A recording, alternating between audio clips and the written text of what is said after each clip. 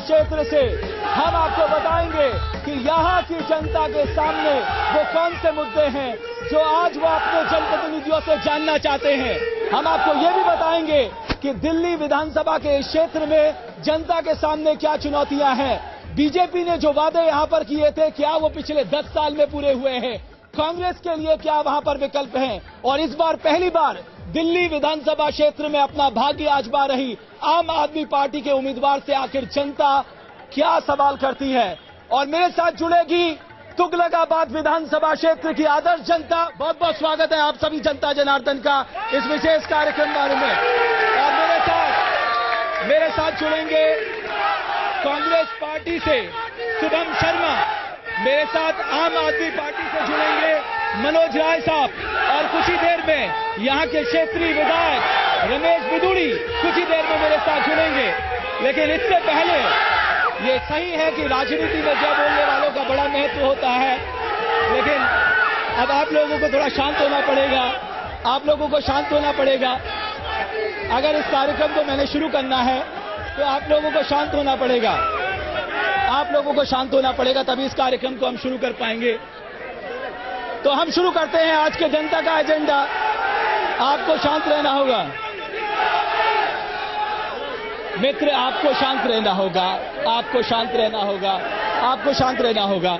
मेरा पहला सवाल आज का जनता का एजेंडा आम आदमी पार्टी के उम्मीदवार मनोज राय साहब, आपने जनता से वादा किया है बिजली के दाम 50% कम कर देंगे, कैसे करेंगे? देखिए, सबसे पहले डीएमआरसी जो है उसको हम कंट्रोल में लाएंगे। सरकार का जो हस्तक्षेप उसके बीच में है उसको आजाद कराएंगे। और हमें ये पता है कि 50% आराम से मैं आपको एक बार सुनिए मित्र, आप लोगों का ये देखिए, अगर इस तरह से आप कार्यक्रम करेंगे कोई भी नहीं कर पाएगा। आप लोगों को धैर्य का परिचय देना होगा। आप, मुझे मालूम है कि जय बोलने वालों का महत्व होता है, लेकिन ये तरीका नहीं, आपको थोड़ा धैर्य रखना होगा। आप मुझे बताइए 50 पैसे बिजली के दाम कैसे कम करेंगे आप?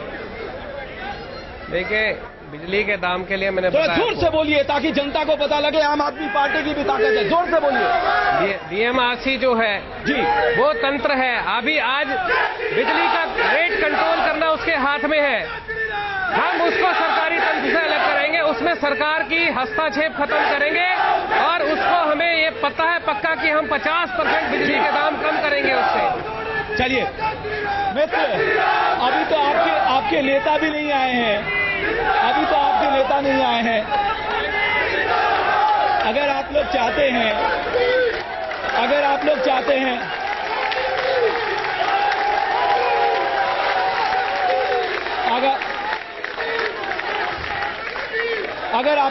हैं ये कार्यक्रम चले तो आपको शांत रहना होगा। अगर आप लोग चाहते हैं ये कार्यक्रम चले तो शांत रहना होगा। अगर आप लोग चाहते हैं ये कार्यक्रम चले, आपको शांत रहना होगा। शुभम शर्मा साहब, कांग्रेस, आप यहां पर आपके उम्मीदवार को जनता क्यों वोट दे? सर, 2003 के चुनाव में इस क्षेत्र का सबसे बड़ा दुर्भाग्य यह था कि रमेश बिदुड़ी यहां से विधायक बने। उन्होंने इसके कार्यकाल में कोई विकास कार्य नहीं करवाया।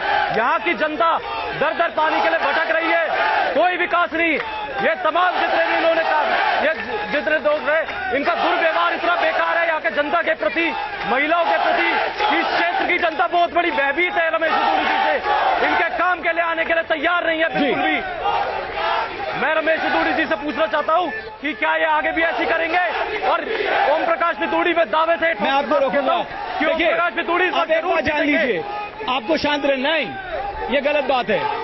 आपको शांत रहना होगा। अगर आप चाहते हैं ये कार्य चले, एक बार बताइए आप क्या दिखाना चाह रहे हैं? आप क्या दिखाना चाह रहे हैं? जरूर आपको नेता आएंगे, आपको शांत रहना होगा। आगे बिदुड़ी साहब आ गए, हमारे साथ बिदुड़ी साहब आ गए हैं। बिदुड़ी साहब, सबसे पहले मैं चाहूंगा आप अपनी जनता से कहे शांत रहें ताकि इस प्रोग्राम को हम आगे बढ़ा सकें। आप इनको अनाउंस करिए। पहले आराम से शांत बैठ जाएं, अब आप वरना कह रहे शांत रहिए। अरे आराम से तो बैठो भाई। आपको इनको शांत रखना होगा। जहाँ है वही रहे, इससे आगे ना बढ़े। जो लोग जहाँ हैं वो वही रहें, आगे ना बढ़ें। अरे रुको, जो लोग जहाँ हैं वहीं रहें। चलिए देखिए, अगर आप अपने लीडर का सही तौर पे सम्मान करते हैं, अगर आप वाकई सम्मान करते हैं, तो आपको उनकी बात की लाज रखनी होगी। इसलिए आप जहां हैं वहीं खड़े हो जाइए। बिदुड़ी साहब हमारे साथ जुड़ रहे हैं, और बिदुड़ी साहब जब तक ये आपका माइक लगे, मेरा जनता से निवेदन है, हम इसीलिए आए हैं ताकि आपके नेता आपके सवालों का जवाब दे सके। ये आपके लिए मंच है, आपका मंच है, आपको शांत रहना होगा। जितनी शांति से कार्यक्रम आगे चलाएंगे उतना अच्छा होगा। और हमारे साथ 1 सेकंड में बिदुड़ी साहब जुड़ रहे हैं। तब तक शर्मा साहब आप जवाब दीजिए, आपको जनता क्यों वोट दे? सर मित्र, ये क्या बात, आपके नेता ने कहा आप चुप रहिए, आप उन्हीं की बात नहीं मान रहे। मुझे हैरत होती है, आप उन्हीं की बात नहीं मान रहे। अगर आप अपने नेता को इतना प्यार करते हैं, उन्हें इज्जत दीजिए। मेरे साथ शुभम शर्मा साहब बताइए ना। सर, तुगलकाबाद विधानसभा का 50% हिस्सा स्लम्स कॉलोनी है जी। आप वहां पर जाके देखिए क्या दुर्व्यवहार हो रखा है वहां की जनता के प्रति जी। यहाँ की जो जनता है तुगलकाबाद विधानसभा की दर बदर भटक रही है। विधायक जी की कोई सुनवाई नहीं है, कोई सुनवाई नहीं है जी। यहाँ के लोगों की, विधायक जी से यहाँ की जनता बिल्कुल भयभीत हो चुकी है। ओके, बिल्कुल बिदुड़ी साहब, 10 साल आपको दिए जनता ने। मैं जान सकता हूं आपने जनता के लिए क्या किया कि तीसरी बार आपको जनता जिताए? ये जनता बताएगी, जी। मैं नहीं बताऊंगा। या ये बेचारे, इनको पता ही नहीं है, भाड़े के लोग आके खड़े हो गए, इनको क्या पता है जी। और जी,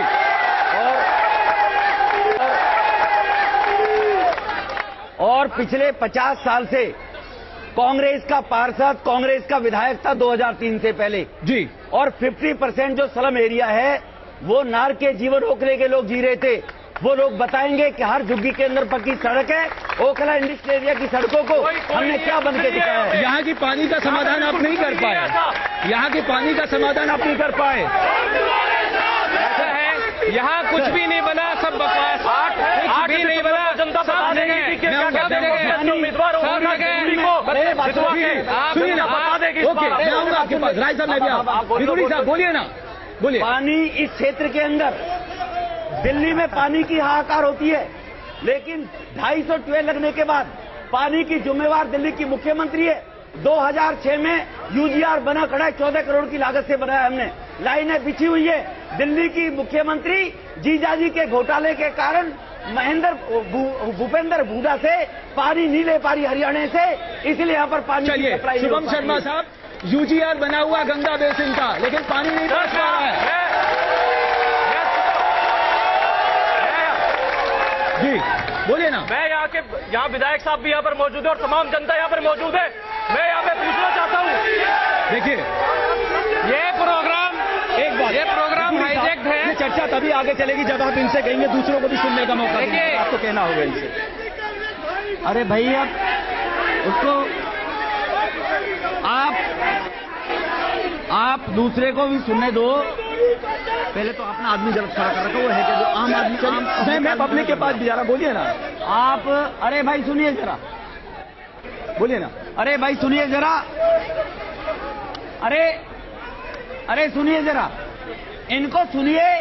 और ये पब्लिक ये टीवी पे पूरा क्षेत्र देखेगा, इनका चरित्र भी उजागर हो जाएगा। चलिए, ये क्या कह रहे हैं क्षेत्र में क्या। ओके, तो अब मैं पब्लिक से शुरुआत करता हूँ। आज जनता का एजेंडा पानी का था। सुनिए आप भाई। मुझे बताइए, माता जी उठिए ना। आपके लिए सबसे बड़ा, आपको उठना होगा प्लीज।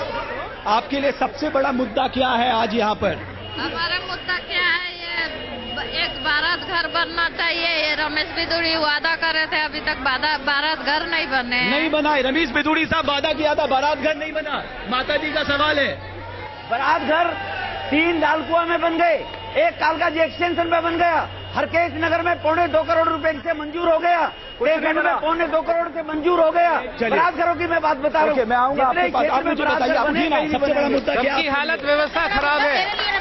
मेरे क्षेत्र का रमेश बिदुड़ी बहुत अच्छे हैं, जो काम की कहते हैं वो सुनवाई करते हैं, ठीक है। और बारात घर हो गई, सड़क हो गई, सीवर हो गई, पानी हो गई, मतलब हमें। अच्छा, मैं आऊंगा आपके पास। आप बताइए ना मित्र, आज सबसे बड़ा मुद्दा इस क्षेत्र के लिए क्या है? इस क्षेत्र का सबसे बड़ा मुद्दा हमारे लिए गंगा वाटर जो नहीं आ पाया। शीला दीक्षित ने पानी नहीं छोड़ा गंगा जल का।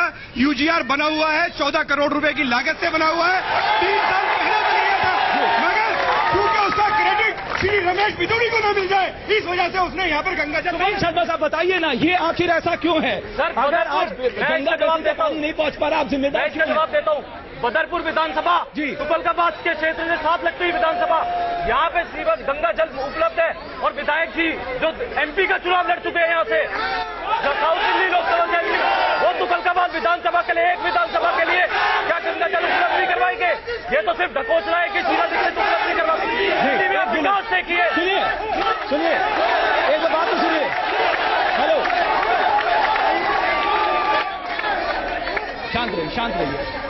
मनोज राय साहब, बिधूड़ी साहब के साथ आप जनता देख रहे हैं, आप ऐसा क्या करने जा रहे हैं जो आप बिधूड़ी साहब पे भारी पड़ जाएंगे, बताइए ना। देखिए, सबसे पहले तो जो तुगलकाबाद गांव के अंदर कम से कम इतने सारे ट्यूबवेल है, उनपे इनके लोगों का कब्जा है, सबसे पहले वो छुड़वाऊंगा मैं। तुगलकाबाद गांव के अंदर जो 5 रुपए 10 रुपए कैन पानी बेचा जा रहा है वहां पर, इतनी बुरी हालत है वहां की, इतनी बुरी हालत है इनके गांव की इतनी बकवास।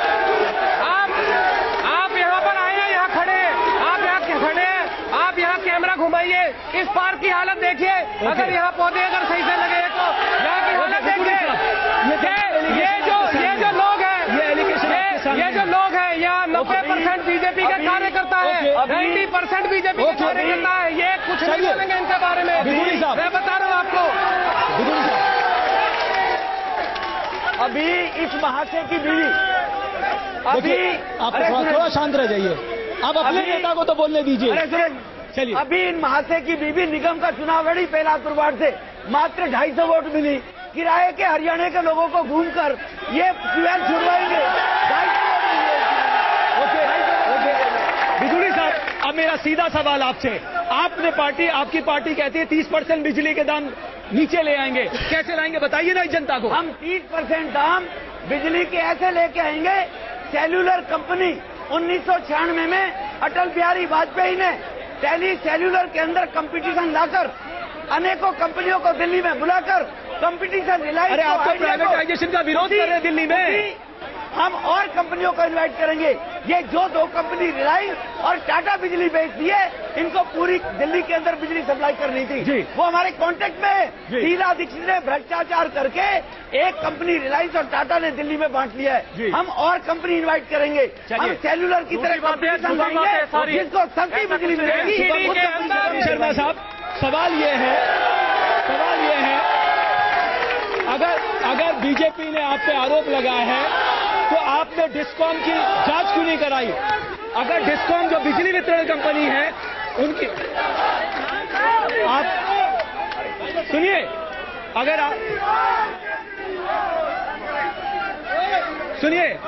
आपकी बिजली वितरण कंपनी में घोटाला नहीं है तो आपने CAG से उसकी जांच अब तक क्यों नहीं कराई? ऐसी कोई बात नहीं है, बीजेपी का बिल्कुल ढकोसला है। ऐसी कोई, आप दिल्ली में देखिए, बदरपुर तुगलकाबाद मेट्रो आ चुकी है, मोनो रेल लाने की यहाँ पे परियोजना है। ओम प्रकाश बिधूड़ी जी के नेतृत्व में यहाँ पे तुगलकाबाद विधानसभा में जितना विकास होएगा उसको आप देखिए। चलिए, मैं वापस जनता के पास जाता हूँ, मैं आऊँगा आपके पास, आऊँगा। बताइए मित्र, क्या मुद्दा आपके लिए? मेरे लिए सबसे बड़ा मुद्दा महंगाई है जी। 1993 में बीजेपी की सरकार, 1998 में बीजेपी की सरकार एक प्याज की वजह से गिर गई थी दिल्ली के अंदर। आज तो दिल्ली के अंदर आप प्याज ले लो, टमाटर ले लो, कौन सा राजनीतिक दल नीचे ले आएगा महंगाई, बताइए ना। तो हम ये मुद्दा मैं कांग्रेस के कैंडिडेट से जानना चाहता हूँ, दिल्ली में सरकार इनकी है, केंद्र में सरकार। चलिए, आप बताइए ना मुझे, बताइए ना यार, जोर से बोलिए। क्या मैं ये पूछना चाहता हूँ कांग्रेस के कैंडिडेट से कि जो महंगाई बढ़ रही है, ये किस मुद्दे पर जीत के बातें कर रही है, कि हम जीत के आएगी सरकार? चलिए, आप मुझे बताइए कौन सा मुद्दा आपके सामने है? महंगाई, भ्रष्टाचार। ये कांग्रेस की सरकार जो है महंगाई भ्रष्टाचार आलम मचा रखा है। इतनी पहले महंगाई जो है, कोई भी सब्जी 50-60 रुपए से कम नहीं है, तो प्याज 100 रुपए से। महंगाई एक बड़ा मुद्दा है, मैं आऊंगा। महंगाई एक बड़ा मुद्दा है, बताइए मित्र, क्या आपको पूछना, बताइए ना। भाई, जो काम रमेश जी ने किया वो कोई नहीं कर सकता। चलिए, महंगाई में तो आप कहेंगे ना आपका फेलियर रहा है। महंगाई बढ़ने की वजह आप मानेंगे ना आपकी कमी रही है। आज जनता बेहाल है। भाई साहब, आप दिल्ली के अंदर, आपने दिल्ली राज्य के अंदर आप देखिए, दिल्ली राज्य के अंदर देखिए, चर्चा में दिल्ली राज्य के अंदर आप पूछिए इनसे, आप हमारा स्तर खराब कर रहे हो। आप एक गली मोहल्ले के चलते हुए लोगों से हमारा स्तर खराब कर रहे हैं। अरे गली मोहल्ले क्या है, सारी गाड़ी की भीड़ बुला रखी है आपने, हम ऐसी बातें करते हैं। लगातार 3 बार से मेरा पार्षद जीत रहा है, हवा में जीत रहा है। आपके कैंडिडेट लगातार 2 बार से भाजपा जीत रही है, हवा में जीत रही है। बिजुली साहब एक अच्छा तो सबको सम्मान दे, आप अपना मुद्दा रखिए ना।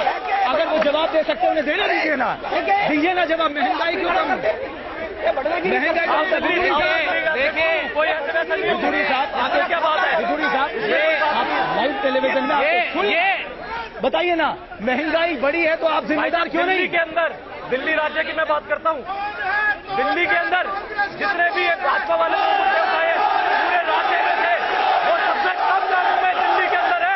और इसका दावा शीला दीक्षित जी ने साबित किया है, आप देख लिए। और राय साहब, मनोज राय साहब रुकिए ना। मनोज राय साहब, अगर महंगाई एक बड़ा मुद्दा है, आप जनता को कैसे समझाएंगे कि हम आएंगे तो महंगाई नीचे ले आएंगे? महंगाई बिल्कुल कम होगी, ना कांग्रेस कम कर सकती, ना बीजेपी कम कर सकती। बीजेपी 7 साल से एमसीडी में है, सबसे ज्यादा चोरी बीजेपी करती है।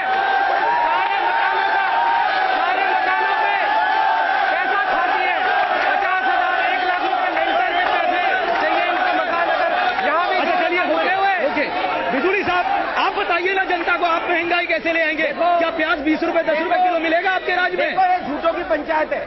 इनका नेता जगह जगह कहता फिर रहा है मैं कमिश्नर था, वो आज तक कमिश्नर नहीं, उसकी बीवी कमिश्नर थी। ये कांग्रेस की बी टीम है, इनकी बीवी 21 साल से इनके नेता की दिल्ली में टिकी हुई है। देखिए सवाल ये नहीं है, सवाल बिजुली साहब आपको शांत होना। बिजुली साहब सवाल ये, महंगाई कैसे नीचे आएगी? पर्सनल अटैक छोड़िए ना, महंगाई कैसे नीचे आएगी? अरे सुनो भाई, 1 मिनट जरा सुनो, 1 मिनट। अरे सुनो, हाथ जुड़वा लो भाई मेरे से प्लीज। आप सुनिए, महंगाई आने इच्छा शक्ति होनी चाहिए, नीतियां होनी चाहिए। अरे साहब आप क्या करेंगे बताइए ना, आपके पास क्या एजेंडा है? नीतियां क्या नीतियां बताइए? हमारी नीतियां, आप 1998 में प्याज के नाम में बाहर हो गए थे, आप भूल क्यों हैं? गुजरात की नीतियां है, मध्य प्रदेश की नीतियां, वहाँ महंगाई है, वहाँ भी महंगाई मुद्दा है, वहाँ महंगाई मुद्दा है। गरीब महंगाई मुद्दा कांग्रेस का मुद्दा है, वहाँ महंगाई मुद्दा है, मुद्दा सेंट्रल गवर्नमेंट का मुद्दा है। इन्फ्लेशन जो बढ़ा है वो प्रोडक्शन कम हुआ है, नौजवान को रोजगार नहीं मिला है, पॉपुलेशन बढ़ती जा रही है। आपको बताऊं, आपने रोजगार का मुद्दा उठाया, ये सवाल आपके सामने है शर्मा साहब, बिजुली साहब से। एम्प्लॉयमेंट एक्सचेंज में 10,16,328 रजिस्ट्रेशन पिछले 10 साल में हुए हैं। आपने 11,000 केवल 242 लोगों को रोजगार दिया। कहाँ आप तेरा रोजगार दिया बताइए ना, लोगों को देना था। बताइए। मैं ये कहना चाहता हूँ कि शीला दीक्षित जी के नेतृत्व में दिल्ली के अंदर कितना विकास हुआ है और ये जनता तमाम देखेगी इस चीज को। और मैं इस बात को दावे से कह सकता हूँ कि रमेश कि 8 दिसंबर का बाद विधानसभा में जितना विकास होएगा ओम प्रकाश के नेतृत्व में होएगा। अगर आप लोग बोलने नहीं देंगे ऐसा चलेगा नहीं काम। आप लोगों को शांत रहना होगा। अगर आप चाहते हैं कार्यक्रम आगे चले, आपको शांत रहना होगा। प्लीज शांत रहना, आऊंगा आपके पास, शांत रहिए। बताइए ना, जो लोग हैं वो यही बैठे। आप सवाल का जवाब दीजिए ना, बोलिए ना। मिलते हैं यहाँ पर आप केवल 11,000 लोगों को रोजगार क्यों, जब अगर 11 लाख रजिस्ट्रेशन हुए अनएम्प्लॉयमेंट एक्सचेंज में? भाई साहब मैं ये कहना चाहता हूँ कि शीला दीक्षित जी के नेतृत्व में दिल्ली राज्य के अंदर जितना विकास हुआ है, और आप एम्प्लॉयमेंट की बात करते हैं, एम्प्लॉयमेंट की बात करते हैं, तो एम्प्लॉयमेंट दिल्ली पूरे राज्य में आपको देखने को मिल रहा है। मेट्रो यहाँ से खाई, मैं विधायक जी से पूछना चाहता हूँ। चलिए ओके, मैं आता हूँ आप लोगों के पास। आप ही बताइए क्या मुद्दा, बताइए ना। मुद्दा हमारा माननीय श्री रमेश बिजुली के रूप में 10 साल से जो उन्होंने किया है उसको निभाया है। ओके और ठीक है, माननीय केजरीवाल जी थे, उन्होंने बताइए ना क्या मुद्दा। मेरा नाम राजधानी में सोनिया गांधी कैंप से जो आज ये लोग खड़े हैं, आज से पहले कहाँ थे? जो आज वोट लेने खड़े हो गए। आप इसके बारे में बीजेपी के बारे में बोल रही हूँ। आज से पहले जो 10 साल पहले कुछ 10 साल में इतना कुछ कराया, रोड बिजली पानी हमारे सामने बनाए, और आज हमारे बताइए ना। शीला दीक्षित जो है बोल रहे हैं कांग्रेस आपको, हाँ बोलिए। ये तो एक रेपिस्ट कैपिटल सिटी बन चुकी है, वो आपको सबका पता है। चलिए मेरी माता बहन से पूछिए कि अगर वो सड़क पर निकलिए वो रोड पर सही है। ठीक है, एक सुरक्षा एक बड़ा मुद्दा है। राय साहब फिर क्या फायदा? राय साहब, मैं माता जी आपके पास दोबारा आता हूँ, बताइए ना आपके सामने सबसे बड़ा मुद्दा क्या है? हमारे साथ सबसे बड़ा मुद्दा है महंगाई का। जी, बहुत दुखी है महंगाई में से कौन सा राजनीतिक दल आपको लगता है महंगाई नीचे ले आएगा? हमें जनता पार्टी, भारतीय जनता पार्टी। चलिए, तो महंगाई एक बड़ा मुद्दा है। आप बताइए, महंगाई के लिए आपके पास कोई प्लानिंग है? महंगाई के लिए आपके पास कोई प्लानिंग है? चलिए बोलिए ना राय साहब। बिल्कुल बिल्कुल, महंगाई के लिए प्लानिंग है। हम सबसे पहले भ्रष्टाचारियों को खत्म करेंगे, अपने आप महंगाई कम हो जाएगी। जो बीच में जो दलाल बैठे हैं उन लोगों को खत्म करेंगे, महंगाई अपने आप कंट्रोल में आएगी। और जहां तक रही महिलाओं की सुरक्षा की बात, जहां जिस पार्टी के विधायक ही असभ्य बात कर रहे हैं, यहाँ पर खड़े होके मंच पे खड़े होके असभ्य तरीके से बात कर रहे हैं, वो है कि महिलाएं सुरक्षित कैसे हो सकती है? आप सोचिए। आपको शांत हो मित्र, आप शांत हो, आप शांत हो जाओ। बिदुड़ी साहब, सवाल ये है, महिलाओं की सुरक्षा एक बड़ा मुद्दा है दिल्ली में। आपने वादा तो कर दिया, नहीं आप पर्सनल अटैक मत करिए ना, मुद्दे पे आइए। ये आप ये बताइए, महिलाओं की सुरक्षा के लिए आपके पास क्या एजेंडा है? आम आदमी पार्टी के लोग भ्रष्टाचार की बातें कर रहे हैं। सर, आपने उनसे कहा, पहले भ्रष्टाचार का जवाब ये बरसाती मेढक है, लेकिन आज ये आपको फाइट दे रहे हैं। आप मानिए ना इस बात को। मैं बता रहा हूँ ना। जी बोलिए ना। ये भ्रष्टाचार की बातें कर रहे हैं।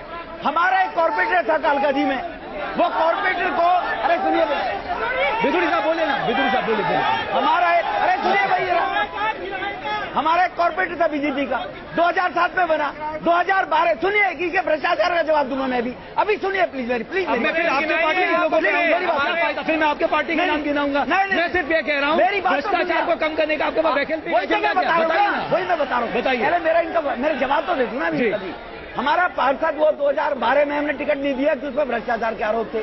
अब वो विधानसभा की टिकट मांग रहा था, हमने दिया नहीं, इस ईमानदार पार्टी ने टिकट दे दिया। आप पार्टी ने कहा चलिए राय साहब बोलिए, अब राय साहब को बोले, आपकी बात का जवाब राय साहब देंगे।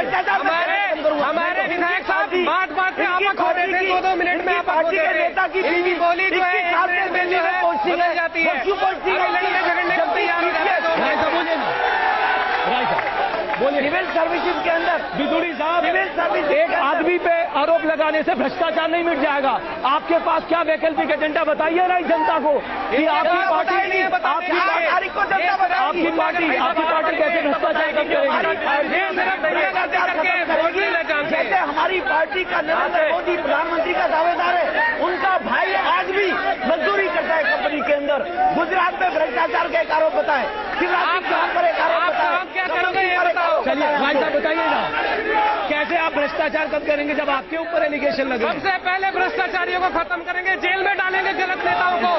अगर किसी ने भी चोरी किया सबसे पहले जेल में डालेंगे।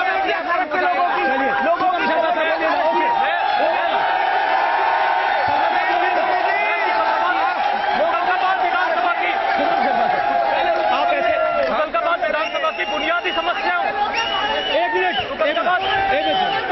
संवाद का मतलब क्या होता है? आप दूसरों की बात नहीं सुनेंगे, सिर्फ अपने नेता को सुनेंगे। शुभम शर्मा साहब बोलिए। खत्म करेंगे भ्रष्टाचार, इनकी अवैध बिल्डिंग गिरी पड़ी है, अवैध बिल्डिंग बनाते हैं,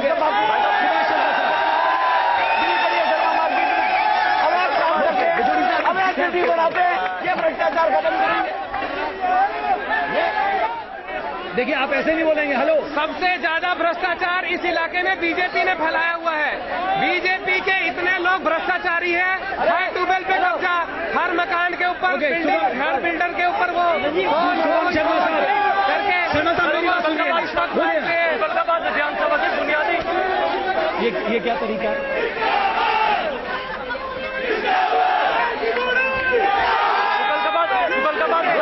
बुनियादी समस्या इनको शांत करना है। आपको शांत, अरे आपको शांत तो रहना पड़ेगा मित्र। बोलिए ना शुभम शर्मा साहब बोलिए। विधानसभा की बुनियादी समस्या, आप बदरपुर के यहाँ पे जाइएगा, बदरपुर की रेलवे क्रॉसिंग की बात कर रहे हैं, तुगलकाबाद यहाँ पे रेलवे क्रॉसिंग है, तुगलकाबाद के यहाँ से रेलवे क्रॉसिंग जा रही है, उसके ऊपर दिन प्रतिदिन तुगलकाबाद नागपुर के, आप मत खोइए रमेश, नागपुर के बहुत लोग यहाँ पर रेलवे क्रॉसिंग पर जाते हैं। लोग यहाँ कहते हैं गलत मत बोलिए। बिदुड़ी साहब, सवाल ये है, गुंडागर्दी करने से कुछ नहीं होगा। यहाँ आना हो, बदरपुर तक आ जाओगे, लेकिन लाल कुआं से प्रहलादपुर आप नहीं पहुंच सकते, आपको घंटों लग जाएंगे, कंटेनर खड़े रहते हैं, जाम लगा रहता है। क्या आप करेंगे उसके लिए? कांग्रेस की सरकार है, कांग्रेस के पास लैंड एक्विजिशन की पावर है, 15 साल से सरकार में है। ये कांग्रेस के अभी दलाल खड़े हुए हैं, ये क्या कर रहे हैं? मुख्यमंत्री इनकी है, आज तक इन्होंने क्यों नहीं बात उठाई? आज तक ये तो घंटा लग जाता है, क्या कर रहे हैं आप लोग? भाई साहब मैं आपको बताता हूँ, यहाँ पर पिछले 10 साल से रमेश सिसोदिया में विधायक है,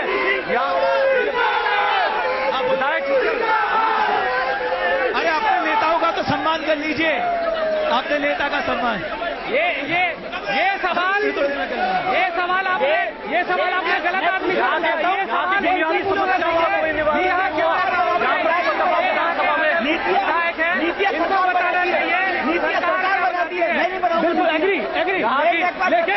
लेकिन सर बिदुड़ी साहब, आप विधानसभा में ईंट की ईंट बजा सकते हैं। अगर इस क्षेत्र में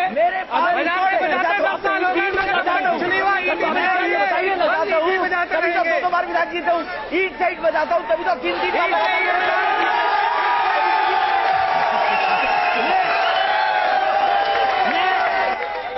मैं ईंट से ईंट बजाता हूँ।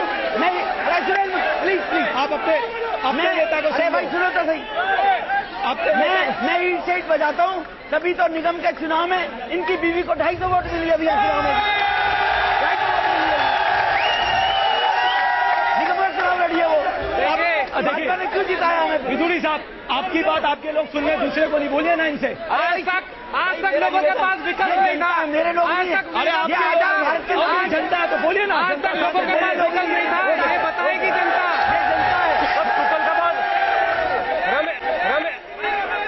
रमेश बिदुड़ी जी को इस बात का समझ है कि यहाँ से कोई हरा नहीं सकता। इस बार जनता बताएगी। बहुत बहुत शुक्रिया गुंडागर्दी करने से। तो ये विधानसभा क्षेत्र से जनता का एजेंडा, जनता के सामने पानी का मसला, बिजली का मसला है, जाम का मसला है, विकास का मसला है। अब देखना यह है इस विधानसभा क्षेत्र से किसका भविष्य जनता क्या लिखती है 4 दिसंबर को। बहुत बहुत शुक्रिया आप सभी दर्शकों का जनता के एजेंडे में।